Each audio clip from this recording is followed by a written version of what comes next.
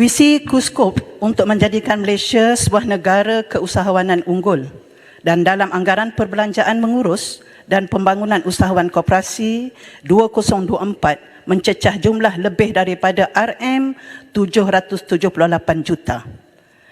Temeluh ingin penjelasan 1000 emalumen.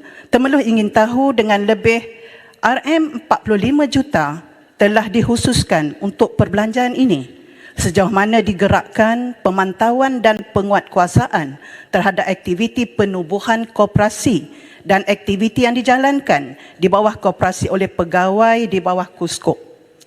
Temeluh telah menerima beberapa aduan rakyat yang terlibat dengan pelaburan wang dalam koperasi yang akhirnya tidak membuahkan hasil seperti yang diharapkan. Mereka seakan menjadi mangsa kepada pihak skema perniagaan. Walaupun telah dibuat laporan kepada polis dan juga pihak SKM, sekalipun tiada tindakan dan jalan keluar untuk menyelamatkan pelaburan mereka. Malah untuk mengeluarkan share pun tidak dibenarkan. Koperasi sepatutnya menjadi tempat para peniaga berganding tenaga untuk menguatkan dan mengembling perniagaan mereka. Tetapi akhirnya menjadi tempat pengumpulan modal oleh pihak yang tidak bertanggungjawab sebagai ahli lembaga pengarah sesuatu koperasi dan akhirnya mengambil manfaat dari duit modal yang dikumpulkan dari ahli koperasi yang kita lihat tidak akhirnya mengambil manfaat daripada modal yang dikumpulkan daripada ahli koperasi yang sebahagian besar bukan dari kalangan ahli perniagaan atau usahawan. Temeluh pasti banyak koperasi juga yang terlibat dalam perkara ini.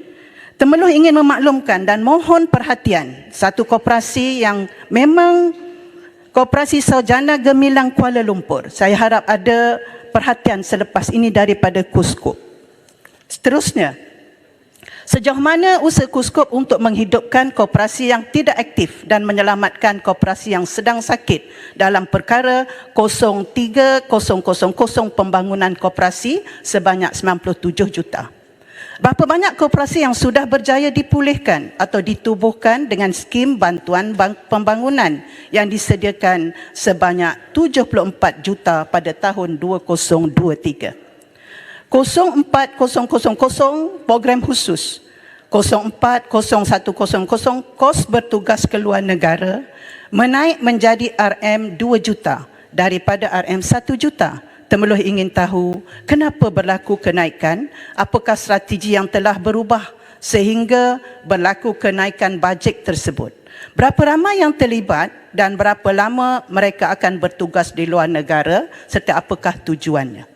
05000 dasar baru penyelenggaraan sistem BLAST sebanyak RM1 juta. Bagaimana ia dapat memberi manfaat kepada usahawan dan koperasi dalam menjalankan aktiviti perniagaan. Apakah lesen baharu atau sedia ada yang boleh dipohon melalui sistem BLAST? Berapa banyak akaun yang aktif dalam permohonan lesen dan pembaharuan lesen di dalam sistem BLAST? 020300 pembangunan franchise dan vendor. Sebanyak RM2 juta lebih telah digazetkan untuk pembangunan ini. Apakah jenis franchise yang terlibat dan mendapat manfaat daripada skim pembangunan ini dan syarikat apa yang telah berjaya melalui skim ini? Seterusnya, 03000 tabung ekonomi kumpulan usaha niaga tekun sebanyak RM330 juta. Temeluh memohon diberikan peruntukan khusus tidak kira berbentuk geran atau pinjaman kepada pengusaha dan usahawan ikan patin di Temeluh untuk mengembangkan perniagaan mereka supaya dapat mengeluarkan berbagai produk nilai tambah dari hasil ikan patin serta boleh menjalankan promosi perniagaan yang lebih berkesan. Ini kerana ramai pengusaha telah buntu untuk mengembangkan perniagaan mereka akibat sentiasa berhadapan dengan kos penternakan yang semakin meningkat sehingga tidak mampu mengharapkan modal dari untung perniagaan sendiri. 09000 skim latihan siswaza.